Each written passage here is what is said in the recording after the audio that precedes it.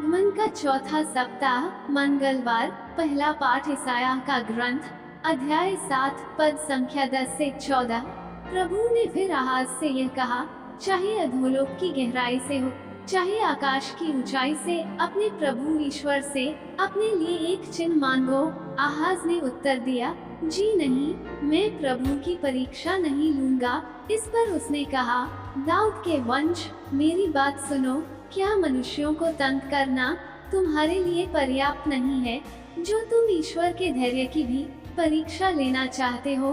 प्रभु स्वयं तुम्हें एक चिन्ह देगा, और वो यह है, एक कुंवारी गर्भवती है, वह एक पुत्र को प्रसव करेगी, और वो उसका नाम इम्मानुएल रखेगी। सुसमाचार संत लूकस, अध्याय 1, पद संख्या 26 से 38। छठे महीने स्वर्गदूत गब्रिएल ईश्वर की ओर से गलीलिया के नाजरेत नामक नगर में एक कुंवारी के पास भेजा गया, जिसकी मंगनी दाऊद के घराने के यूसुफ नामक पुरुष से हुई थी, और उस कुंवारी का नाम था मरियम। वो इन शब्दों से घबरा गई और मन में सोचती रही कि इस प्रणाम का अभिप्राय क्या है। तब स्वर्गदूत ने उससे कहा, मरियम डरिए नहीं, आपको ईश्वर की कृपा प्राप्त है। देखिए, आप गर्भवती होंगी, पुत्र प्रसव करेगी और उनका नाम ईसा रखेंगी। वे महान होंगे और सर्वोच्च प्रभु के पुत्र कहलाएंगे। प्रभु ईश्वर उन्हें उनके पिता दाऊद का सिंहासन प्रदान करेगा। वे याकूब के घराने पर सदा सर्वदा राज्य करेंगे, और उनके राज्य का अंत नहीं होगा। पर मरियम ने स्वर्गदूत से कहा, यह कैसे हो सकता है? मेरा तो पुरुष से संसर्ग नहीं है। स्वर्गदूत ने उत्तर दिया, पवित्र आत्मा आप पर उतरेगा, और सर्वोच्च प्रभु की शक्ति की छाया आप पर पड़ेगी। इसलिए जो आपसे उत्पन्न होंगे वे पवित्र होंगे और ईश्वर के पुत्र कहलाएंगे। देखिए, बुढ़ापे में आपकी कुटुंबिनी एलिज़ाबेथ के भी पुत्र होने वाला है।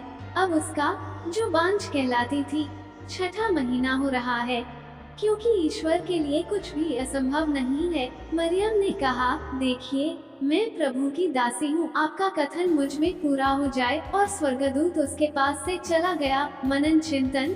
हम कल्पना कर सकते हैं कि स्वर्गदूत के संदेश से माता मरियम बड़ी परेशानी में पड़ गई होंगी। एक स्वर्गदूत से आमने सामने बात करना उनके लिए अकल्पनीय सौभाग्य था। उन्हें यह विचार परेशान कर रहा था कि वह कैसे बिना विवाह किए ही मां बनेंगी। उनके मन में समाज को लेकर, सगे संबंधियों को लेकर बहुत भय और डर होगा। यह सब वो उन लोगों को कैसे समझाएगी? क्या कोई उसकी बातों पर यकीन करेगा?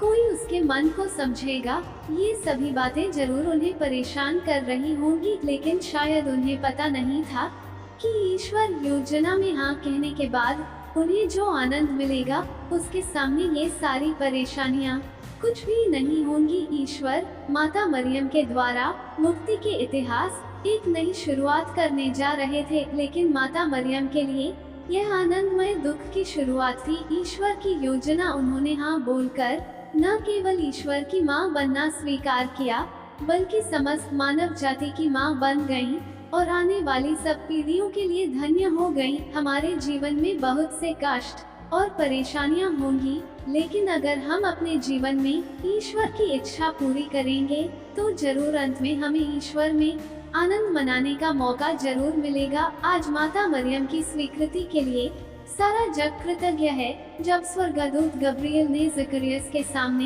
यूहन्ना बपतिस्ता के जन्म की घोषणा की, तब उन्होंने एक सवाल पूछा, इस पर मैं कैसे विश्वास करूं, क्योंकि मैं तो बूढ़ा हूँ और मेरी पत्नी बूढ़ी हो चली है। यूहन्ना के जन्म तक स्वर्गदूत ने उसे चुप करा दिया। स्वर्गदूत का व्यवहार हमें कठोर लग सकता है।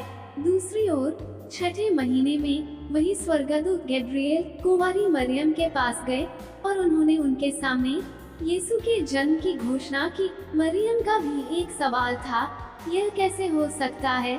मेरा तो पुरुष से संसर्ग नहीं है। स्वर्गदूत ने धैर्यपूर्वक स्पष्ट किया कि पवित्र आत्मा की शक्ति से ही यह संभव होगा। कोई यह सवाल कर सकता है कि स्वर्गदूत की प्रतिक्रिया में यह अंतर क्यों है? यदि हम यह देखते हैं कि स्वर्गदूत की घोषणा के समय मरियम के साथ क्या होता है, तो हम यह पाएंगे कि मरियम हैरान और भयभीत हो गई थी। और अपनी विनम्रता के साथ उन्होंने उस रहस्य को समझने के लिए मदद मांगी जो उनके सामने प्रकट किया जा रहा था।